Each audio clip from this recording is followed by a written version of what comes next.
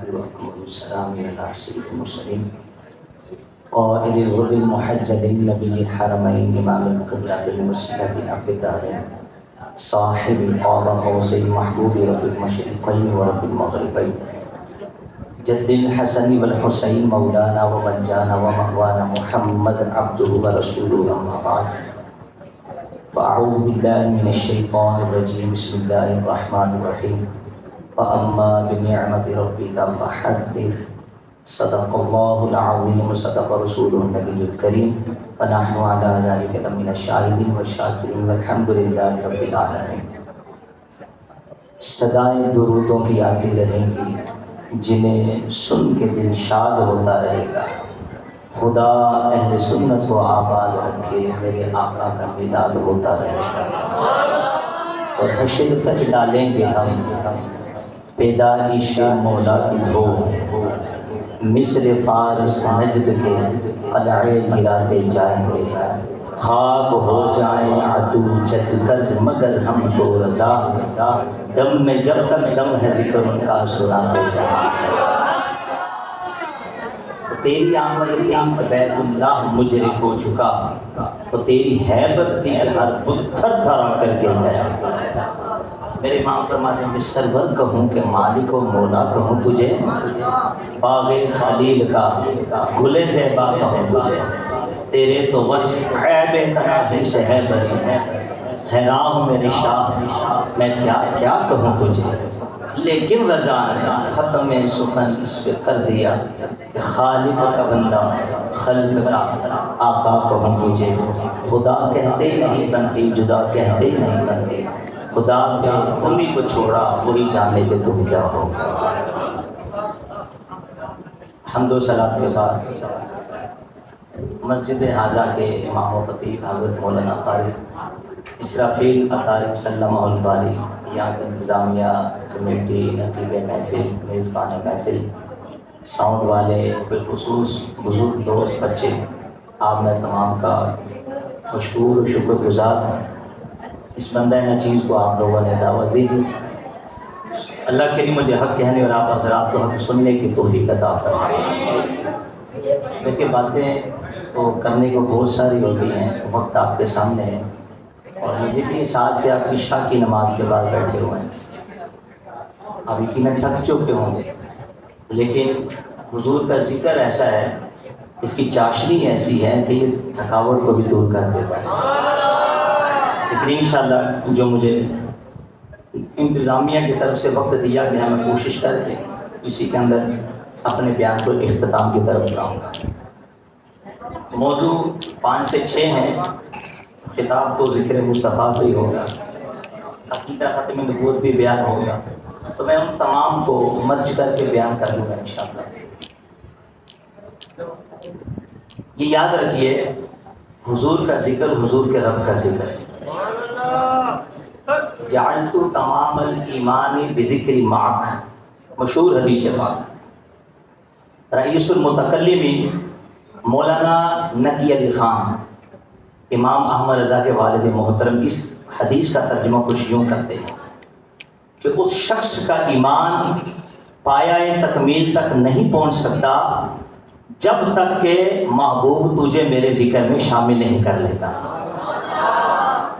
اور حضرت عبداللہ بن مسعود رضی اللہ تعالیٰ عنہ فرماتے ہیں، یہ بھی بڑی مشہور حدیث پاک ہے، نہینا عن الکلام فی الصلاۃ الا بالقرآن والذکر، فرماتے ہیں ہم لوگوں کو نماز میں کلام کرنے سے منع کیا گیا، قرآن پڑھ سکتے ہیں، ذکر کر سکتے ہیں۔ تو ہمارے علماء یہ فرماتے ہیں کہ جب ہم نماز میں قرآن پڑھ سکتے ہیں، ذکر کر سکتے ہیں، تو پھر ہمیں بتایا جائے السلام علیکہ ایھا النبی کا پھر کیا معنی ہے، اشہد ان محمدً عبدہ ورسولہ کا کیا معنی ہے، اللہم صلی علی محمد وعلی آل محمد کا کیا معنی ہے۔ تو فرماتے ہیں معنی یہی نکلے گا کہ یہ سارا ذکر مصطفیٰ ہے، اور ذکر مصطفیٰ ہی حقیقت میں ذکر خدا ہے۔ ورفعنا لک ذکر کی آیت کے تحت میں امام جعفر صادق رضی اللہ تعالیٰ ذکر فرماتے ہیں، وہ امام جعفر صادق ہیں کہ جن پہ ہاتھ پہ بیعت کرنے والے امام باجزید بستامی رحمۃ اللہ تعالیٰ، جن کے بارے میں داتا حجوری نے کشف المحجوب میں لکھا کہ باجد بستامی کا مقام اولیاء میں ایسے ہے جیسے شہباز کا مقام عام پرندوں کے درمیان ہے۔ باجد بستامی جیسے ان کے مرید ہیں۔ امام جعفر صادق کی اس آیت کو ذکر کرنے کے بعد اس کی تفسیر میں بیان فرماتے ہیں لا یذکر احد بالرسالۃ الا ذکری بالربوبیت، فرماتے ہیں کوئی شخص بھی رسالت کا ذکر نہیں کر سکتا مگر یہ کہ جب بھی وہ رسالت کا ذکر کرے گا تو رب کی ربوبیت کا ذکر ہو ہی جائے گا۔ معنی یہ کہ محبوب جو تیرا نعرہ لگائے گا وہ حقیقت میں تیرے رب کا نعرہ لگائے گا، جو تیری رسالت کا ذکر کر گیا وہ حقیقت میں محبوب کی ربوبیت کا ذکر بھی کر گیا، حقیقت میں محبوب کے رب کی ربوبیت کا ذکر بھی کر گیا۔ تو جو مصطفیٰ کی رسالت کا ذکر کرے گا وہ رب کی ربوبیت کا ذکر بھی کرے گا۔ اور پھر دیکھیں حدیث پاک بہت ہے، ذکر الانبیاء من عبادہ، شفا شریف کے اندر، وذکر الصالحین کفارہ، انبیاء کا ذکر عبادت ہے، نیک لوگوں کا ذکر گناہوں کا کفارہ ہے۔ تو ہمارے محدثین علماء فرماتے ہیں کہ جب آدم علیہ السلام سے لے کر عیسیٰ علیہ السلام تک سارے نبیوں کا ذکر عبادت ہوا تو جو ان نبیوں کا امام ہے، جو ان نبیوں کا آقا ہے، جو ان نبیوں کا سردار ہے، پھر اس کا ذکر کتنا بڑا اور بڑا ہوگا۔ لوگ آج ہمیں کہتے ہیں کہ ہم مولا علی کا ذکر نہیں کرتے، استغفر اللہ۔ مولا علی ہمارے ایمان کا قبلہ ہے، مولا علی ہماری جان ہے، ہمارے ایمان کی پہچان ہے، ہمارے مرشد ہیں۔ اور مولا علی شیر خدا کا مقام یہ ہے کہ راویہ حضرت عائشہ صدیقہ رضی اللہ تعالیٰ عنہ فرماتی ہیں کہ ذکر علی عبادہ، علی کا ذکر بھی عبادت ہے، کہیے ذرا سبحان اللہ۔ مولا علی کے چہرے کو دیکھنا بھی عبادت ہے۔ تو جس مولا علی کا ذکر عبادت ہے، جب ان سے پوچھا گیا کہ آپ ذرا نبی پاک علیہ السلام کے ذکر تو بتائیے کہ سرکار کا چہرہ کیسا تھا، تو حضور مولا علی شیر خدا فرماتے لم ارا قبلہ ولا بعدہ مثلہ، خدا کی قسم نہ میں نے مصطفیٰ سے پہلے نہ میں نے حضور کے وصال فرمانے کے بعد کسی کو مصطفیٰ جیسا دیکھا، حضور کا مثل نہ دیکھا۔ اور پھر صحابہ اور جو تابعین تھے انہوں نے کہا حضور بتا ہی دیجئے کہ مصطفیٰ کے چہرے کو دیکھنے میں مزہ کیا تھا، لطافت کیا تھی۔ آپ فرماتے ہیں کیا بیان کروں، بیان تو کر نہیں سکتا لیکن اتنا ضرور سمجھاؤں گا۔ فرماتے ہیں اگر کوئی بندہ صحرا کے اندر ہو، سورج کی روشنی زمین کو تبے کی طرح دم کر رہی ہو اور اس بندے کی سانس کی مالا ٹوٹ رہی ہو اور اس کا زبان حلق کے ساتھ لگ چکا ہو، اس کی زبان تالو کے ساتھ لگی ہوئی ہو اور اس کا جو حلق ہے وہ کانٹے کی طرح خشک ہو چکا ہو، فرمایا اب بتاؤ ایسا بندہ جو مرنے کی حالت میں ہو، اس سورج کی دھوپ اس کی کھوپڑی کو پکا رہی ہو اور بولنے کی وہ شکل و طاقت نہ رکھتا ہو، قریب ہے کہ روح اس کے جسم سے نکل جائے، ایسے میں اگر اس مرتے ہوئے شخص کو ٹھنڈا ٹھنڈا میٹھا میٹھا پانی دیتے تو بتاؤ اس کا حال کیا ہوگا، اس کی خوشی کا عالم کیا ہوگا۔ اس کی حضور بیان نہیں کر سکتے۔ فرمایا رب کعبہ کی قسم مصطفیٰ کے چہرے کو دیکھنا اس سے بھی زیادہ مزہ دیتا ہے۔ تو حضور کو دیکھتا ہے تو بھی جان میں جان آ جاتی ہے۔ اللہ کی سرتاب و قدم شان ہے، انسان ہے انسان، وہ انسان ہے۔ تو قرآن تو ایمان بتاتا ہے انہیں اور ایمان ہی کہتا ہے میری جان ہے۔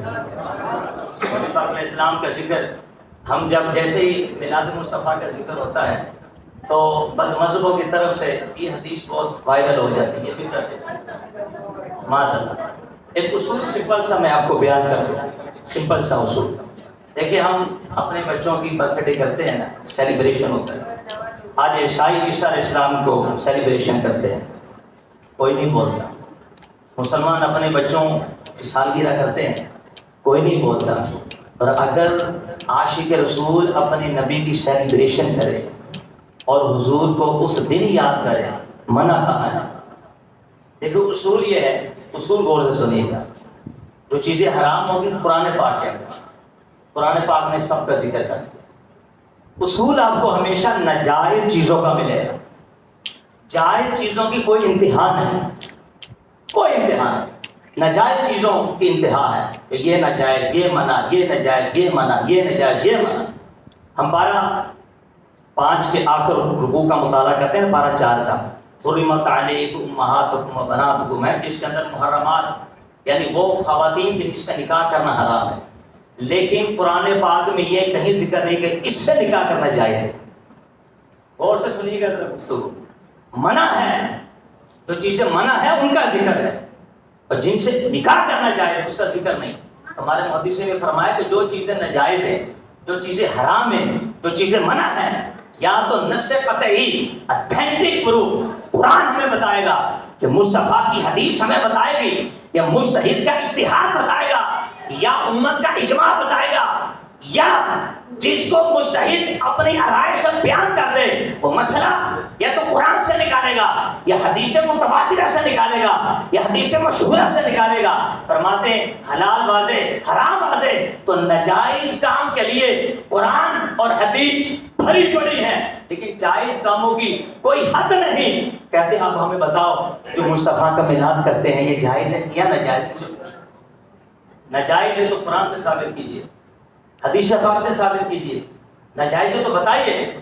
یاد رکھیے اگر یہی میلاد اگر کسی عام مسلمان سے پوچھا جائے کہ تم میلاد کیوں کرتے ہو، وہ کہیں گے تعظیم رسول کے لیے کرتے ہیں، وہ کہیں گے محبت مصطفیٰ کے لیے کرتے ہیں۔ سبحان اللہ۔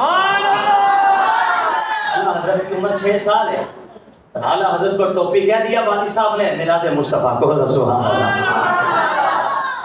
بریلی کی مسجد کے اندر مشائخ کرام کا جمع غفیر ہے، اور آپ کے دادا موجود، آپ کے بابا موجود، بڑے بڑے محدثین صوفیاء موجود تھے۔ اعلیٰ حضرت کی 6 سال کی عمر، اعلیٰ حضرت نے 2 گھنٹے جو تقریر کی وہ میلاد مصطفیٰ تھا۔ تقریر ختم ہو گئی، تقریر ختم ہونے کے بعد کسی نے پوچھا شہزادے ٹاپک تو اور بھی بہت ہے، آپ نے میلاد مصطفیٰ کو کیوں بیان کیا؟ ذرا سننا میرے امام کی نظر، 6 سال کا بچہ، ہمارے یہاں 6 سال کے بچے کو صحیح اذان پڑھنا نہیں آتی، کلمے کا تلفظ کرنا نہیں آتا۔ اعلیٰ حضرت نے قرآن کی آیات کا استدلال کیا، حدیث رسول سے ثابت کیا، صحابہ کے اقوال افعال ان کے طرز ان کے طریقے سے ثابت کیا کہ مصطفیٰ کا میلاد عین محبت رسول کا نام ہے۔ آپ نے فرمایا بندہ خدا تو پوچھتا ہے کہ کیوں کیا؟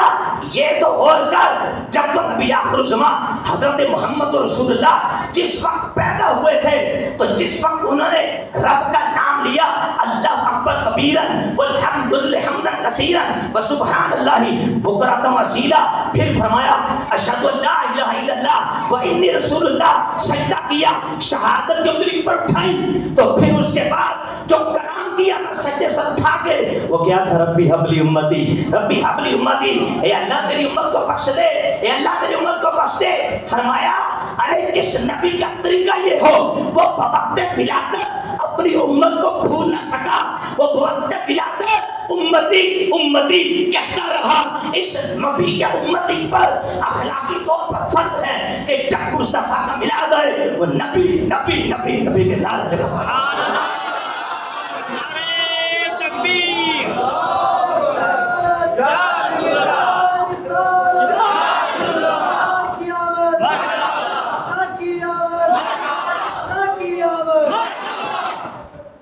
اب سیرت حلبیہ، طبقات ابن سعد، سیرت النبویہ، علامہ زید حنان مکی رحمۃ اللہ علیہ، مدارج النبوہ۔ اب جو میں چند باتیں کروں گا وہ انہی کتابوں کے حوالے سے ہوگی۔ ذکر خیر تھوڑا کر دو، جو مجھے ٹاپک دیے میں کوشش کروں گا کہ میں سب کو اندر سمیٹتا جاؤں اور آگے نکلتا جاؤں۔ ولد الحبیب، تصور کیجیے گا ذرا، اللہ کی قسم مزہ آ جائے گا۔ لفظ کا انتخاب دیکھو ہمارے محدثین کا کیا ہے، کہتے ہیں ولد الحبیب صلی اللہ علیہ وسلم مختونا ومطیبا ومکحلا ومقطوع السرہ، کہتے ہیں حضور پیدا ہوئے تو کیسے؟ ناف بریدہ، سبحان اللہ، ختنہ شدہ پیدا ہوئے، سبحان اللہ، آنکھوں میں سرما لگا ہوا پیدا ہوئے، تو محمد سے خوشبودار تھا، ناف بریدہ پیدا ہوئے، سبحان اللہ۔ اب دیکھیے مواہب الدنیا کا امام قسطلانی نے اس کو لکھا، فرماتے ہیں حضرت ام ایمن البرقاء، حضرت اسامہ بن زید رضی اللہ تعالیٰ عنہ کی والد محترم، حضرت کہ زید کے ساتھ ان کی شادی ہوئی، واحد صحابی ہیں کہ جن کا ذکر قرآن پاک کے اندر موجود ہے. کہتی حضور پیدا ہوئے، میں وہیں تھی. جب سرکار پیدا ہوئے تو میں نے دیکھا کہ سرکار کی تو ناف ہے ہی نہیں اس طرح جس طرح ہم پیدا ہوتے تو ناف ہماری نکلی ہوتی ہے اس کو کاٹا جاتا ہے، تو حضور تو ناف بریدہ ہے. تو کہتی میں وہاں تھوڑی دیر کے لیے سوچنا لگی کہ بچہ جب ماں کے پیٹ میں ہوتا ہے تو پھر اس کی خوراک وہ ماں کا خون ہوتا ہے جو ماں کی رحمدانی میں بچوں کو ملتا ہے. 9 ماہ آپ اور ہم ماں کے پیٹ کے اندر ماں کا خون پی کر بڑے ہوئے ہیں.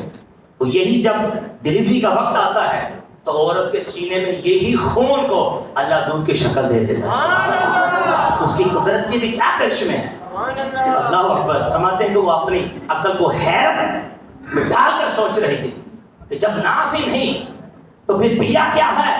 وہ یہ سمجھی کہ یہ جو بچہ ہے شاید ہی بچے گا. ان کو کیا پتا تھا یہ بچہ تو ڈوبنے ہم کو بچانے کے لیے آیا. اب وہ کہتی میں کسی ایک عام بشر کا تصور لے کر حضرت آمینہ رضی اللہ تعالیٰ عنہ کی طرف جا رہی تھی کہ میں جا کے امی جان کو اس سے خبردار کروں. میں جب قریب گئی اور پہنچ رہی تھی کہ میں جا کے بتاؤں کہ جو بچہ آپ نے جنا ہے اس کی تو ناف ہی نہیں، یہ تو ناف بریدہ ہے. کہتی میں کہنے لگی حاطف غیب سے آواز آئی، اے ام ایمن البرکہ خبردار، ہماری بندیاں کو پریشان نہ کرنا. جو تو علامت سوچ رہی ہے وہ عام بشروں کی علامت ہے.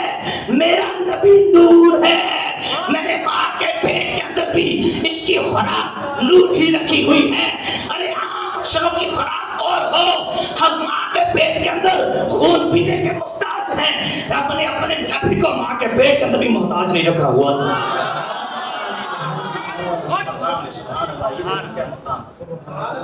ورنہ لوگ کیا کہتے ہیں محتاج تو ہوتے پیٹ کے اندر. فرمایا نہ آمنہ فرماتے جب تک رہے ایک بار بھی درد نہیں ہوا، جب ہوئے پھر بھی نہیں ہوا. مشکات النساء کے اندر حضور فرماتے تھے صاحب ارباط رضی اللہ تعالیٰ عنہ، ارباط میں ساری اصحاب رسول فرماتے حضور نے خود صحابہ کے مجمع میں کھڑے ہو کر فرمایا انی عند اللہ مکتوب خاتم النبیین. کہ اللہ کے ہاں تو اس وقت خاتم النبیین لکھا جا چکا تھا. وَإِنَّ آدَمَ لَمُنْجَدِلٌ. ابھی آدم علیہ السلام مٹی اور پانی میں تھے، ان کا خمیرہ تیار ہو رہا تھا. پھر مصطفیٰ اور آگے بڑھے اور پھر اپنے میلاد کا ذکر کیا. فرمایا انا دعوت ابی ابراہیم، میں تو اپنے باپ ابراہیم کی دعا کا ثمر ہوں، جس کو بریلی کا تاجدار فرماتا ہے سرور کہوں کہ مالک و مولا کہوں تجھے. یا اللہ کائنات کو مولا عطا فرما، کائنات کو سرور عطا فرما. سرور کہوں کہ مالک و مولا کہوں تجھے. یہ دعا باغ خلیل کا، باغ خلیل کا گلے سے باغ کہوں تجھے. کہتے وہ بشارت عیسیٰ، میں تو عیسیٰ علیہ السلام کی بشارت ہوں. میں کوئی عام بندہ نہیں. میری خوشخبری، میری آمد کا ڈھنکا بجا کر جانے والے عیسی اللہ کلمۃ اللہ روح اللہ ہے. وہ کیا کہ گئے تھے میں جا تو رہا ہوں لیکن جاتے جاتے اپنے بعد آنے والی ماں کی خوشخبری تو میں دے کے جاتا ہوں. پھر جو ان کی ماں نے وقت ولادت دیکھا، مصطفیٰ نے اپنا میلاد پڑھا. فرمایا وہ امی التی رات، اپنی ماں کا وہ خواب ہوں جو میری ماں نے دیکھا.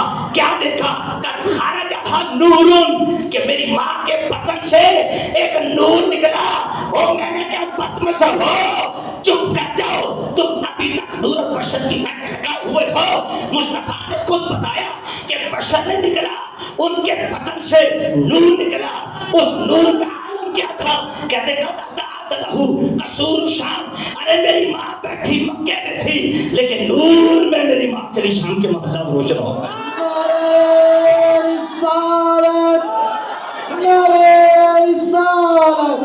تاجدار ختم نبوت، تاجدار ختم نبوت، تاجدار ختم نبوت. یہ مسئلہ ایسا ہے یقینی اجماعی نص قطعی سے ثابت. کچھ مسائل جو ہوتے ہیں نا، اب یہ علماء کو سمجھ آئے گی، جملہ ہضم فرمائیں. عمومی طور پہ جو مسائل قرآن پاک سے لیے جاتے ہیں، اشارت النص، اقتداء النص، دلالت النص. ایک ہوتا ہے عبارت النص، یعنی جو قرآن پاک کی آیات لکھی ہوئی اس کو بولتے ہیں عبارت. اس کا درجہ سب سے بڑا. حضور کی ختم نبوت کا مسئلہ قرآن پاک کی نص قطعی عبارت و نص ثابت ہے. جس طرح نبی پاک علیہ السلام کو اللہ کا نبی ماننا فرض ہے، اسی طرح حضور کو آخری نبی ماننا بھی فرض ہے. اور جس وقت دنیا کے اندر ختم نبوت کے بارے میں دھاندلی کی جائے، ہمارے علماء نے فرمایا جہاں جہاں یہ مسئلہ پہنچے امت مسلمہ کے ہر فرد پر اس کا بائیکاٹ کرنا فرض ہے. یاد رکھیں اعلیٰ حضرت نے تو بڑے اسٹیپ اس کے بیان کیے ختم نبوت کے حوالے سے. آپ فرماتے ہیں، مختصر میں چند جملوں میں بیان کروں گا، ٹاپک تو بول لکھتے کا. اعلیٰ حضرت نے حضور کی ختم نبوت پر ایک کتاب لکھی اور مرزا غلام احمد قادیانی کے خلاف اور اس کے رد میں 6 کتابیں لکھی. کتنی لکھی بولیے؟ سب سے پہلے مرزا قادیانی کو کافر کہنے والا امام احمد رضا تھا. اعلیٰ حضرت کا احسان دنیا کبھی چکا نہیں سکتی یاد کرنے. آج ہم سنی ہیں، آج کے رسول ہیں. آج اگر ہمارا ایمان بچا ہے تو امام احمد رضا کی وجہ سے بچا. جبھی تو کسی کہنے والے کا وہ معجزۃ من معجزات النبی، ایک جملہ کہہ کے بات ختم کر دی. امام احمد رضا کو عام بندہ نہ سمجھنا، وہ مصطفیٰ کے معجزات میں سے ایک معجزے کا نام ہے. تو اس لیے اعلیٰ حضرت کے مشن پہ چلنا ہے. کس پہ چلنا ہے؟ اعلیٰ حضرت نے 6 کتاب اس کے خلاف لکھی اور یہ اسلام کی اساس اور بنیاد ہے. فرمایا جب سے مصطفیٰ کی بعثت ہوئی اور جب سے اعلان نبوت کیا تب سے لے کے اب تک اور قیامت تک کوئی اپنے آپ کو ذلی نبی کا ہے، یعنی میں نبوت کے صاحب ہے، یا غیر تشریح کا مطلب ہوتا ہے شریعت والا، غیر تشریح. یہ مرزا غلام احمد قادیانی خبیث نے کہا تھا کہ میں غیر تشریح یعنی شریعت والا نہیں ہوں لیکن نبی ہوں، لیکن اس ایک مقام پہ کہا کہ جو مجھے رسول نہ مانے وہ کافر ہے. فرمایا جو اس طرح کا ہے وہ بھی کافر ہے، اور جو کسی سے جو نبوت کا جھوٹا دعویٰ کرے، جو بندہ اس سے دلیل مانگے، دلیل مانگنے والا بھی کافر ہے. اور یہی نہیں فرمایا اگر تو یہ دعویٰ کرے کہ 7 آسمان 7 زمینوں میں نہیں بلکہ تحت الثری کے نیچے کوئی نبی مانے، 7 آسمان سے اوپر مانے، وہ بھی کافر. نوع غیر انسانی میں مانے، مطلب جنات میں مانے، فرشتوں میں مانے، کسی اور مقام میں مانے، فرمایا وہ بھی کافر. اس سے آپ اندازہ کیجئے کہ یہ مسئلہ کتنا بنیادی حیثیت رکھتا ہے. اس لیے اپنے بچوں کو حضور کی ختم نبوت کا مسئلہ کھول کر کے انشاءاللہ. بس آخری بات کر کے اپنا ٹاپک کی طرف، البدایہ و نہایہ کے اندر آپ نے تو لکھا ہے، علامہ ابن کثیر نے، ہمارے 40,000 پجاری اور 40,000 حواری تھے مسلمہ کذاب. جنگ اماموں کی عام جنگ ہے کہ جس کے اندر 1200 صحابہ شہید ہو گئے. نبی پاک علیہ السلام کی مدنی زندگی کے 10 سال کے اندر تقریباً 259 صحابہ شہید ہوئے.